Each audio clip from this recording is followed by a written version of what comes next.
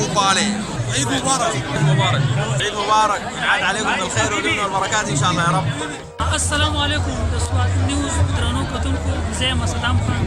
د وخت کې موږ موجود یو په چاینا کې څنګه رنګ چې تاسو ته معلومه ده چې نن په ټوله دنیا کې د وړوکي اختر ورځ لمانځل کېږي. دلته کې موږ راغلي یو زموږ سره په چاینا کې چې دی زموږ مسلمانانو چې کوم دی هغوی دا ورځ نن لمانځي. نو په سوات نیوز په دې شیشه باندې هم تاسو ته نیغ په نیغه ښیو د هغوی سره په دې حواله خبرې هم کوو.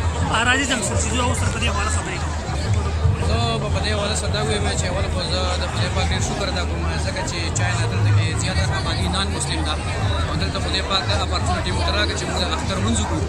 نو سړی خو په زړه کې ډېر زیات خفه شي ځکه چې د فیملي نه لرې زه بیا هم دلته چې زموږ د څومره ملګري دي پښتانه ملګري او هغو څومره کمپنۍ موږ ته راکړه موږ ته دا فیل نه شوه چې موږ یوازې یو.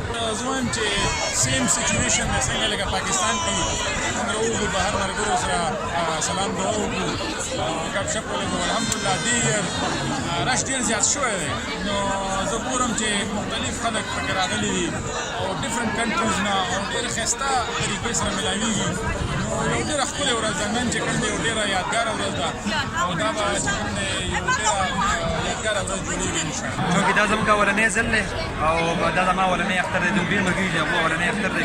نو ما ذهن کې دا و چې لکه هغومره خوند به نه وي. د کلي خوند ډېر دی دلته خو دلته ډېر زیات رش دی مختلف رنګونو د نسلونو خلک چې کوم دی او دا په یو جومات ته راغونډ شوي دي او عبادات او سیم عبادت یې کوو یو شان عبادت یې کوو او مختلف خلک چې کوم دی نو راغلي شوي ډېر زیات خوند کوي ډېر زیات رش دی. تاسو به وینئ دا خو ډېره خوشحالي ورځ ده څنګه چې تاسو ما مخکې ویلو چې دلته هم اختر دومره بد نه وي ګڼه ګوڼه یې او خلک مختلف کلچر ملټي کلچر هغې خلک یو بل سره ملاوي یو خوشحالي ملاوي. نو ټول د اختر مبارک شه.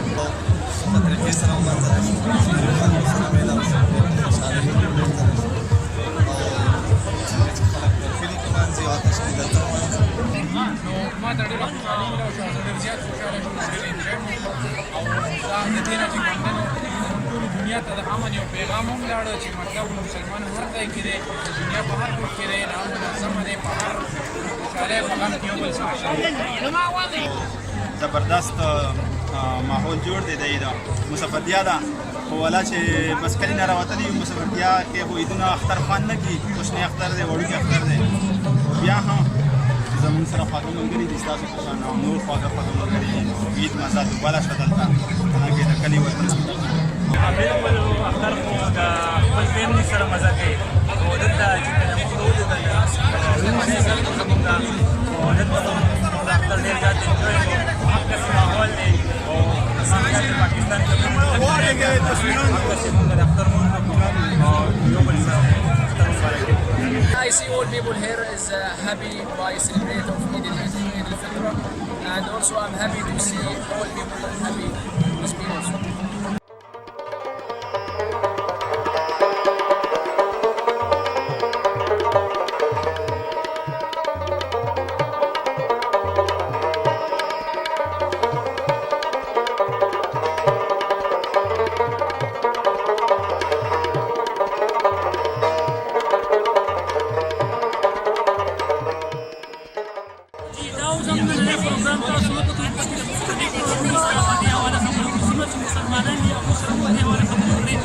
او ډېر زیات تاسو به د خلکو میسیجونه اورېدلي ډېر ښه میسیج هم ورکړو.